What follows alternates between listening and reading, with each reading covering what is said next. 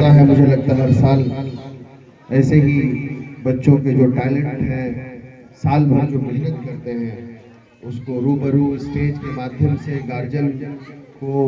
बुला के और भी इलाके के लोगों को, शिक्षकगण भी मौजूद है, उनके सामने प्रस्तुत करते हैं, हौसला अफजाई करते हैं, उन्हें इनामात से नवाजते हैं। मेरी तरफ से सबसे पहले तमाम बच्चों और बच्चियों को मुबारकबाद पेश करना चाहता हूँ, उनको बधाई देना चाहता हूँ। मेरे सामने भी जो प्रेजेंटेशन हुए उनको भी मैंने देखा, यकीनन वो दिखता है कि आप किस अंदाज में साल भर बच्चों को तैयार करते हैं पढ़ाई में, उसके तमाम गुणवत्ता जो चीज़ें हैं उस तमाम चीज़ों में। साथ ही साथ स्टेज पे आज के इस कार्यक्रम में हमारे उनके मंडल जी जो कीमती बात बता के गए, उनको ये बहुत बधाई। अजीजम सरवर सरवर जो एंकरिंग फरमा रहे हैं इस कार्यक्रम की निजामत करवा रहे बखूबी, हमारे तमाम जनप्रतिनिधि भी यहाँ मौजूद हैं। हमारे खुर्शीद साहब इस स्कूल के डायरेक्टर हैं, जिनके देख रेख में और जिनकी रहनुमाई स्कूल लगातार तरक्की पे गामजन है। मैं सभी को दिल की गहराई से मुबारकबाद पेश करना चाहता हूँ। साथियों, दोस्तों, बुजुर्गों और खास करके नौनिहाल बच्चों बच्चियों, बहुत सारी बात यहाँ तालीम, शिक्षा, एजुकेशन को लेके आई और उसी को आगे बढ़ाना है किस अंदाज में, इसी पे हमें काम भी करना है। यूं तो अगर हम बात करें देश दुनिया तमाम ग्लोबलाइजेशन, फिर हमारे पूरे बिहार, पूरे इंडिया और पूरी दुनिया की अगर हम बात करें तो एक लंबी चौड़ी बात होगी शिक्षा एजुकेशन। हमें जहां हम रह रहे हैं, जिस इलाके में हम रह रहे हैं, जिस सीमांचल में हम रह रहे हैं, जिस जगह हम रह रहे हैं, वहां हम क्या कर पा रहे हैं,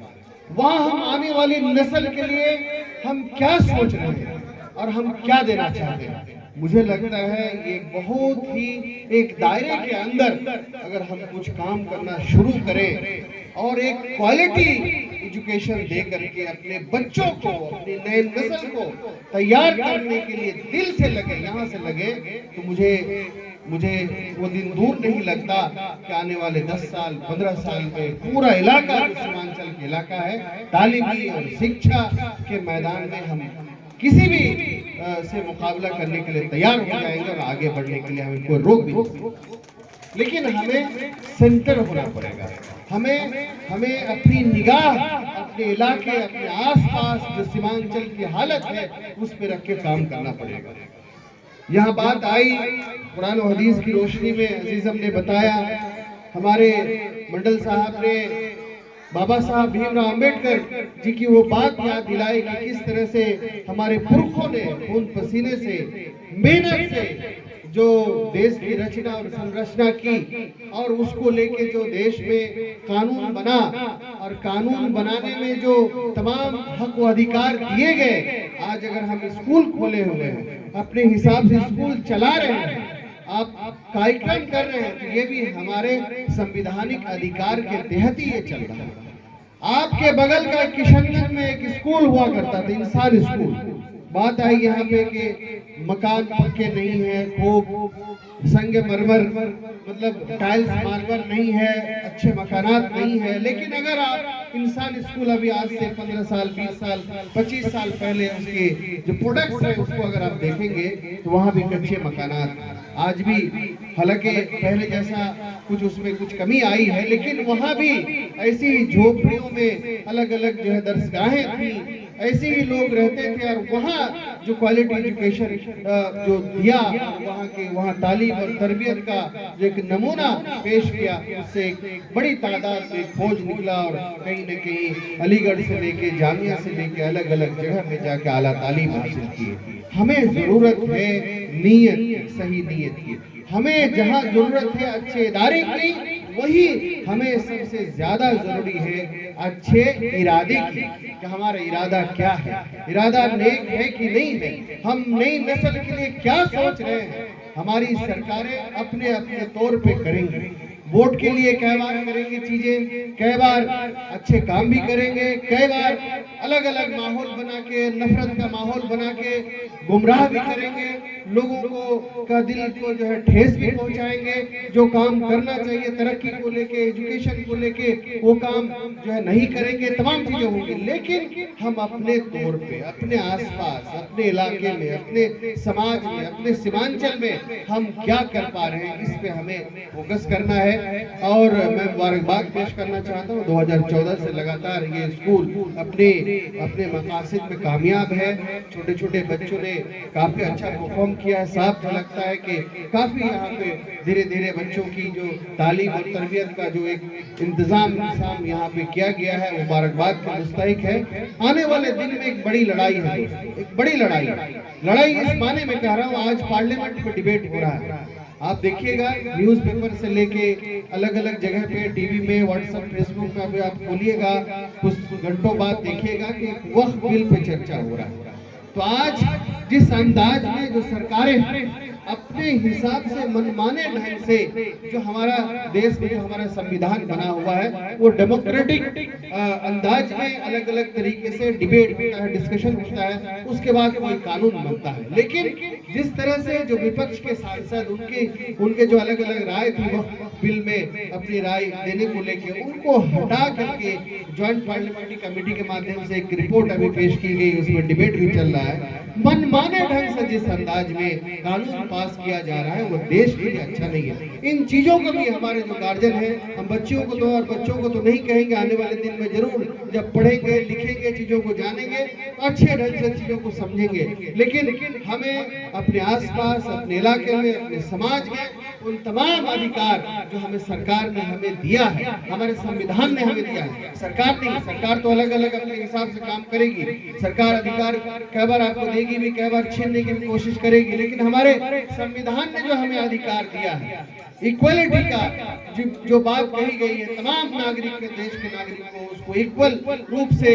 उसको बाइज्जत शहरी होने के नाते जीने का जो अधिकार दिया हुआ है। लेकिन आज हम दिल्ली में जाते हैं, लंबा समय में जवाहरलाल नेहरू विश्वविद्यालय में रहा, आसपास के इलाके में गया, देखा, रिक्शों में बैठा, अलग अलग होटलों में देखा, तो मुझे पता लगा कि होटल में काम करने वाले अपने इलाके के हैं, बारसूर के हैं, तो पूर्णिया के हैं, तो कटिहार के हैं। रिक्शा चालक में देखता हूँ तो वहाँ भी अपने आसपास के, मनिहारी के, मालदा के इस इलाके में, तो दर्द होता है कि हमें भी इस इलाके में बाइज्जत शहरी होने के नाते हमें भी इज्जत के साथ रोटी कमाने का अधिकार मिलना चाहिए। यहाँ पे रोजगार का आयाम खुलना चाहिए, यहाँ भी फैक्ट्रियां लगनी चाहिए, यहाँ भी एम्स होना चाहिए, यहाँ भी सेंट्रल यूनिवर्सिटी और वैसे ही अपने हक व अधिकार के लिए अच्छे स्कूल और कॉलेज यहाँ होनी चाहिए। इसके लिए भी बड़ी आवाज की जरूरत है, बड़ी लड़ाई की जरूरत है, क्योंकि बिना लड़े, बिना आवाज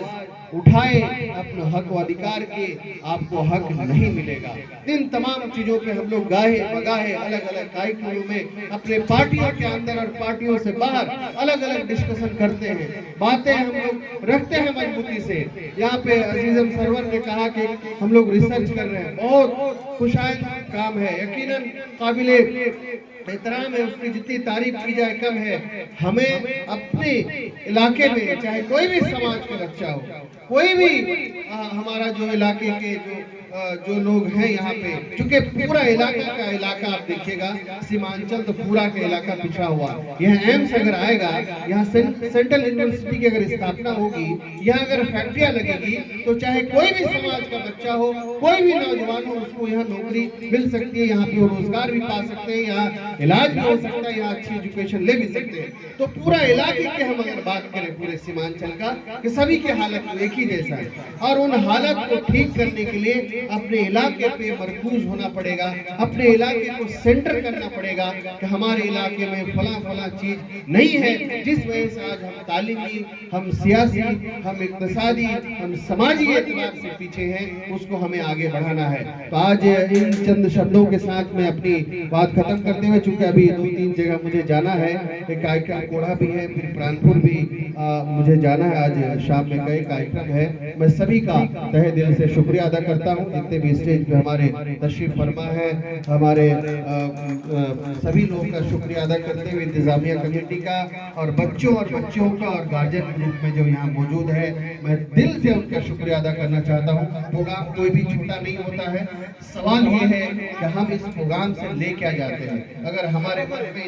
इन हमारे गार्जियन, हमारी माएँ बहनें बेटियां मौजूद हैं और गार्जियन ग्रुप में जितने भी लोग, अगर इनमें भी अपने अंदर एक जुनून, एक जुस्तजू आने वाले दिन के लिए, राह के लिए एक पैगाम लेके जाएं और ये सोच के जाएं कि हम अपने बच्चों को आला तालीम के लिए अलीगढ़ भेजेंगे, बच्चों को आला तालीम के लिए जामिया भेजेंगे, अलग अलग यूनिवर्सिटियां भेजेंगे, वहाँ पर जो है माइंड खुलेगा, डॉक्टर बनेंगे, IAS बनेंगी, अलग अलग जगह पे काम करेंगे। ये एक